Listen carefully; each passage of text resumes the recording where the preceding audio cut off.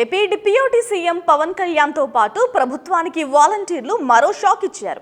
గత వైసీపీ ప్రభుత్వ హయాంలో వాలంటీర్లపై పవన్ కళ్యాణ్ చేసిన అనుచిత వ్యాఖ్యలపై వాలంటీర్లు గుంటూరు పిఎస్ లో ఫిర్యాదు చేశారు. అయితే కూటమి ప్రభుత్వం అధికారంలోకి వచ్చాక తాజాగా ఈ కేసును ప్రభుత్వం వెనక్కి తీసుకుంది. దీన్ని సవాలు చేస్తూ వాలంటీర్లు హైకోర్టును ఆశ్రయించారు. రాష్ట్రంలో 30,000 మంది యువతులు, మహిళల అదృశ్యానికి వాలంటీర్లే కారణమని పవన్ కళ్యాణ్ సంచలన ఆరోపణలు చేశారు. ఈ కేసు విచారణ గుంటూరు 4వ అదనపు జిల్లా కోర్టులో జరుగుతోంది. అయితే తాజాగా ప్రభుత్వం ఈ కేసును ఉపసంహరించుకుంటూ ఆదేశాలిచ్చింది. దీనిపై స్పందించిన వాలంటీర్లు పవన్ కళ్యాణ్ పై కేసు పునర్విచారణకు హైకోర్టులో క్రిమినల్ రివిజన్ పిటిషన్ దాఖలు చేశారు. ప్రముఖ న్యాయవాది జై భీమ్ పార్టీ అధ్యక్షుడు జెడ్డా శ్రవణ్ కుమార్ వాలంటీర్ల తరపున ఈ పిటిషన్ వేశారు.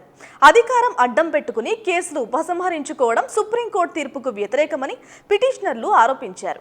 కూటమి ప్రభుత్వం ఏర్పడగానే ఏ కారణం చూపకుండా పవన్ కళ్యాణ్ పై కేసు ఉపసంహరించుకుందని వాలంటీర్లు తమ పిటిషన్లో తెలిపారు. విజయవాడలోని ప్రజాప్రతినిధుల కోర్టు మాత్రమే చేయదగిన పనిని గుంటూరు 4వ అదనపు జిల్లా కోర్టు కేసు ఉపసంహరించడం చట్టవిరుద్ధమని వాలంటీర్లు ఆరోపించారు. గుంటూరు జిల్లా కోర్టు పరిధి దాటి పవన్ కళ్యాణ్ పై కేసు ఉపసంహరణకు అనుమతి ఇచ్చిందని వారు అంటున్నారు. దీంతో పవన్ కళ్యాణ్ కు వాలంటీర్లు ఝలక్ ఇచ్చారనే చర్చ అయితే నడుస్తోంది. Please subscribe .news.